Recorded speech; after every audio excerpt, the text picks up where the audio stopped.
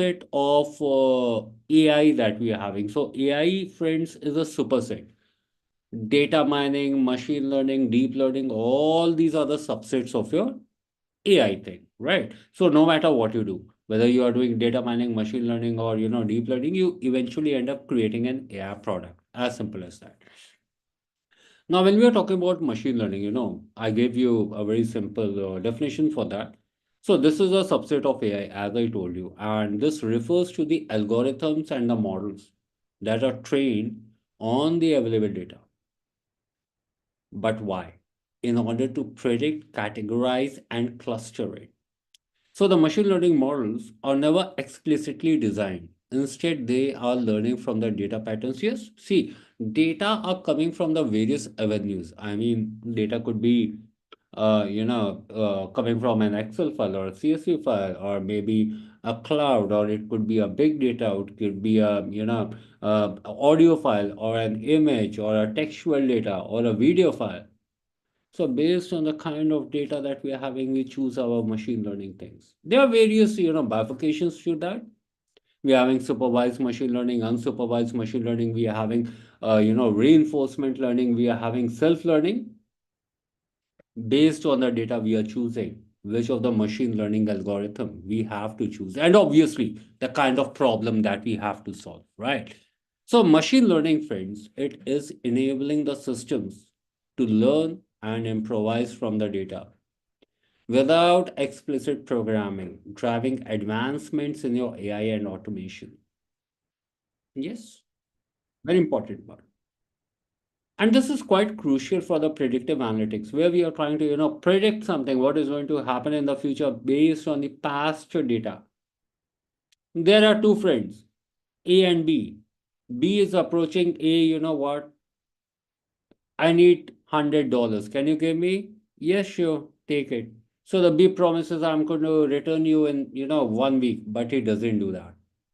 Again, he comes back saying, you know what, I need another $200. I will return you in another 1 week. Again, he doesn't return that. Now, the third time, when the B will be approaching A to ask another, money, A is going to refuse because he has learned from the past pattern that this guy is taking the money and he's never returning that money. He's able to predict the future based on the past patterns. Personalized recommendations, yes. The kind of recommendations that we get on the Netflix or the Amazon, or maybe the Flipkart or the eBay, personalized recommendations. You could be, four members in a family. All four members could be using the Amazon app, but all four members will be getting different recommendations. So the recommendations that you are getting is personalized. And obviously, the decision making in diverse fields like your life sciences, healthcare, finance, marketing. How? By automating the complex tasks and uncovering the hidden insights. So, the machine learning is significantly enhancing the efficiency and innovation across the industries by optimizing the various stuff as well, right? So the machine learning models that we are having, friends, so this is somehow what it looks like, how the machine learning works, even though I gave you a brief example of two friends, A and B. So the machine learning models are modeled on the training data to create a model. And as the new data is introduced to the trained data, it is being used to develop a model to make the predictions, right? So we are having the training data, and then, a lot of things comes into the picture. We are splitting the data into the training part, the testing part. Training data is where, the model will be trained. Testing data is where, the model will be tested, whether, what kind of accuracy it is giving, what is the error it is giving. All these things comes into the picture. And finally, if you are satisfied with all these stuff, we are using it to make the predictions with the new data. Applications of machine learning, oh my God. Rather than counting upon the domains where the machine learning is used, it is very tough for us to count the domains where the machine learning is not used. You name any domain, life sciences, healthcare, the stock market, online fraud prediction, right? Virtual assistant, email spam, malware filtering, and whatnot. Traffic prediction, speech recognition, image recognition. So, the machine learning is quite, applicable in various domains. Whatever, the domains we are working upon, it is there. Image recognition, yes. The machine learning is identifying the people, objects and places in the images. And Facebook's deep face is also enabling the automatic friend tagging by detecting and recognizing the faces in the photos. Speech recognition, yes, we have the example of Alexa or Siri, Cortana. Cortana is, obviously not into the flow as of now. Traffic prediction, yes. Google Maps, one example. Product recommendation, like we are getting on Netflix or, the Amazon. Self-driving cars, Tesla. We are getting the emails on, Gmail or, Yahoo Mail. Relevant, we are getting into the inbox. Irrelevant, it is going into the spam. How it is happening? Machine learning.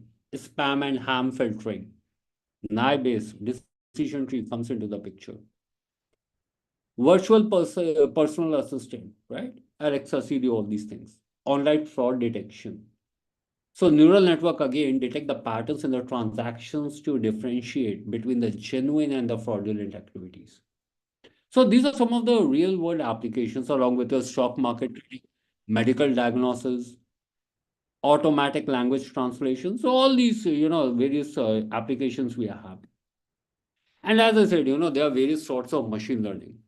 We are having supervised machine learning, unsupervised. We are having semi-supervised reinforcement learning, some sorts of machine learning that we see. Supervised machine learning, when to use? When you are having a data that is labeled. For example, the data that is coming from the Excel file or a CSV file into a nice tabular format, rows and columns, or the data that is coming from the database management system. Categories we are having, classification, regression models are there.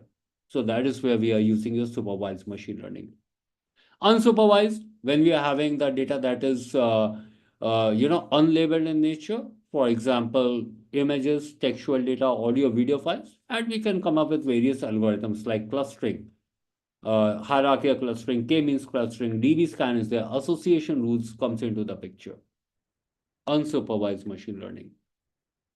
Semi-supervised, on the other hand, friends, this is a combination of both your supervised and unsupervised machine learning. So this is basically a mix of the labeled and unlabeled data set that we are using to train the algorithm, which is helping us to overcome the limitations of both of the models. Semi-supervised.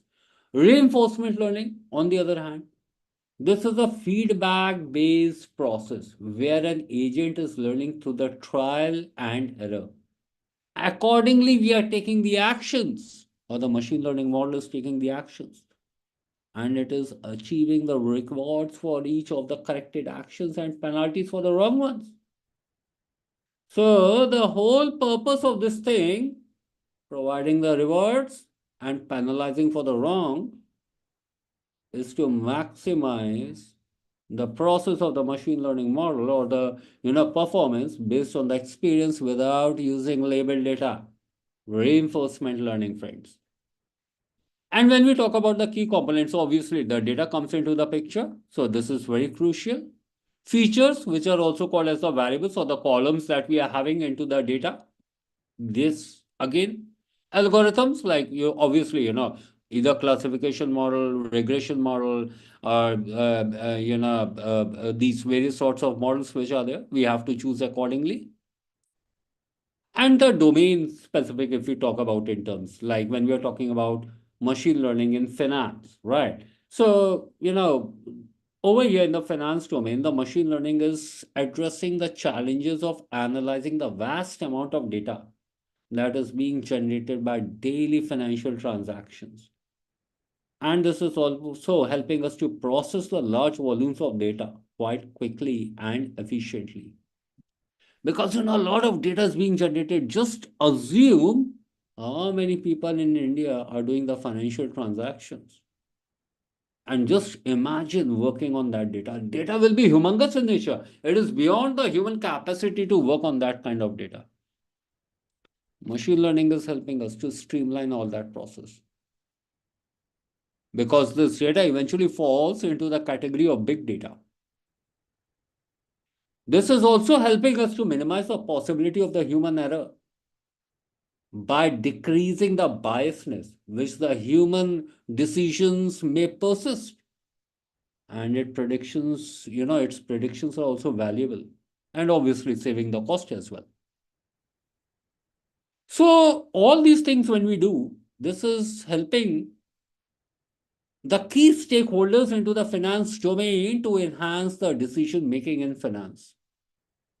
How come? By analyzing the data efficiently, identifying what are the trends, and creating the personalized customer insights. Yes. And this is somehow also contributing to strengthen the fraud detection and risk management process, friends.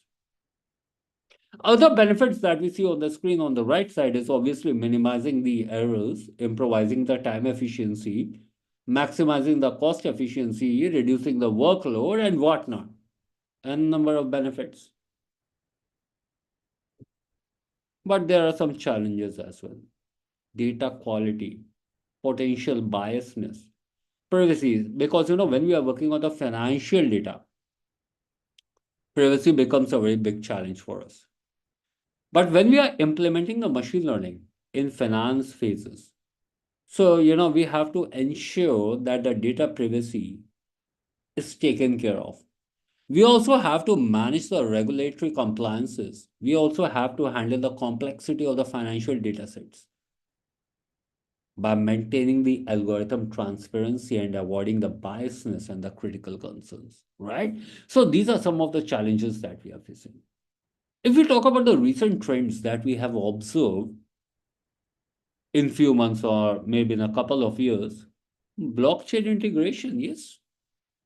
So the blockchain transparency, friends, decentralization, immutability, it is enhancing the machine learning applications in the banking domain, like credit scoring, interest-free loans. Yes, we are aware of these terms. The CIBIL score kind of thing. AI-based self-service tools, chatbots. These are, streamlining the operations, providing the automated response, personalized customer experience. Yes. Personalized AI assistant, Siri, Alexa. These are delivering the tailored services, evolving to include, the legal, medical, or critical decision-making tasks. All inclusive smart assistants, such as medical appointments. Practo is there. Travel arrangements. So these are, contributing to offer you a holistic support. Wearable medical devices. Yes. You must have seen, now sportsmen, they are wearing a band on their hand when they are into a particular game. It is collecting the real-time data. And it is able to predict, what sort of surgery the player may get, what effect that what injury that particular person is going to get, or what impact that injury is going to create on that player's performance.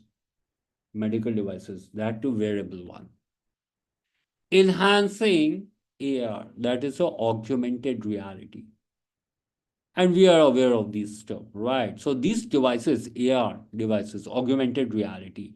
So they are offering quite immersive, interactive experience. And we can also do a face-to-face interactions globally. Yes. Autonomous vehicles. Yes. Tesla, the ADAS system that we are getting in the cars. Full stack deep learning. So the applications ranging from medical imaging to the programming languages capable of autonomously, writing codes or based on the input data. Yes, full stack deep learning also comes into the picture.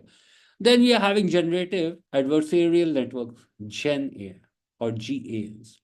So these are being used to generate the new data. such as creating the zebra images from the horse images, improvising the creativity and the design tasks. So these are some of the trends along with your TinyML. Now, TinyML, so this is basically being used to empower the IoT devices. So IoT devices, if I talk about, these are the sensors, the chips that we are having, and it is collecting the real-time data. So this TinyML is somehow helping this IoT devices to process the data through the machine learning algorithms locally.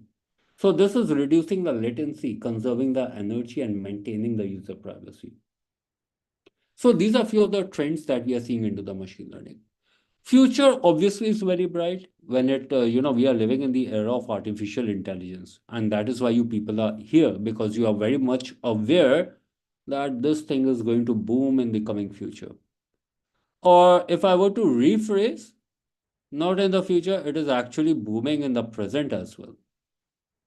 So yes, the integration of this AI, IoT, all these things, this is somehow helping us to create a smart system that is obviously enhancing the automation, efficiency, decision making.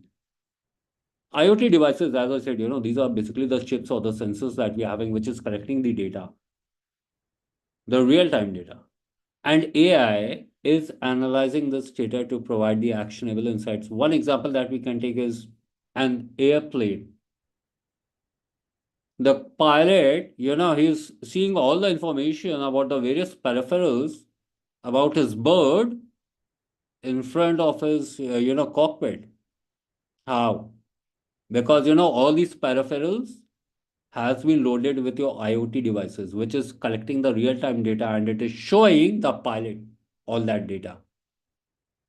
So together, the integration of AI and IoT, this is, powering the innovations like smart homes, autonomous vehicles, intelligent healthcare monitoring. Yes. One example, all these corporate hospitals that we are having, Medanta and, Apollo hospitals and all these. Nowadays, they are using, the AI robo, who is performing the surgery on the real patient in the real environment in the real operation theater. One example is Da Vinci robo, intelligent devices, right? So, obviously, this is happening because of the integration of your AI and IoT devices. Now, when we are talking about the edge computing for the real-time machine learning applications, so this is basically allowing the data processing on the IoT devices by reducing the latency, enhancing the privacy, minimizing the bandwidth usage. So it is particularly useful in the real-time machine learning applications, like we are having the autonomous vehicles, the smart cities, and the industrial automation as well, where the immediate decision making is quite critical. So, again, this comes into the picture over there. If we talk about the advanced techniques, so, we are having the deep learning, reinforcement learning, Gen AI or GANs also we are having as of now. Ensemble learning is there. Now, the another question is why machine learning? Because obviously this is a very high paying job, which is providing you the job security in the era where, a lot of people are getting fired because of the optimization or the automation of their jobs. Growth potential, obviously, it is there, and the strategic impact also comes into the picture. Various roles that we offer, or this particular machine learning offers is obviously you can work as a ML engineer, data scientist, software engineer, AI research scientist, NLP engineer, business intelligence developer, AI product manager, and whatnot. So, guys, that is all from my end. And any questions, please ask Harshit Mudassir. If not, then I would ask my friend, the person who is the moderator, demo coordinator. Please, you can carry on from here. Harshit Mudassir, any questions? Please ask. Harshit and Mudassir.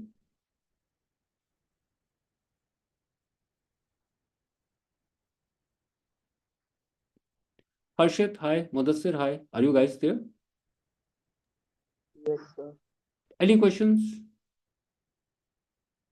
Any doubts? Currently no, but मेरे को ये पूछना था हाँ। कि ये PPT मिल सकती है? इसके लिए मैं बोलूंगा ना, जो भी आपका रिलेशनशिप मैनेजर है वो आपको कांटेक्ट कर लेगा, तो आप एक बार उससे बात कर लेना, ठीक है? वो कौन है? मतलब मेरे को तो मैसेज आया था कि मतलब ज्वाइन कर लो। हाँ, मैं बता दूंगा वो कौन है, वो आपको कांटेक्ट कर लेंगे, okay? Okay. Hmm. Alright, any more questions guys?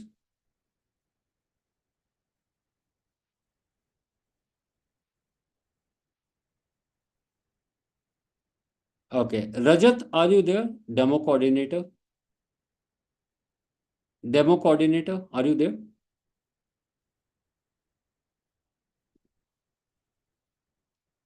All right. So, guys, if you are having no more questions, then I think we can wind up this session. Thank you so much for joining and being a wonderful audience. Be safe, everyone. Thank you. Thank you, Arshit. Thank you, Madasur.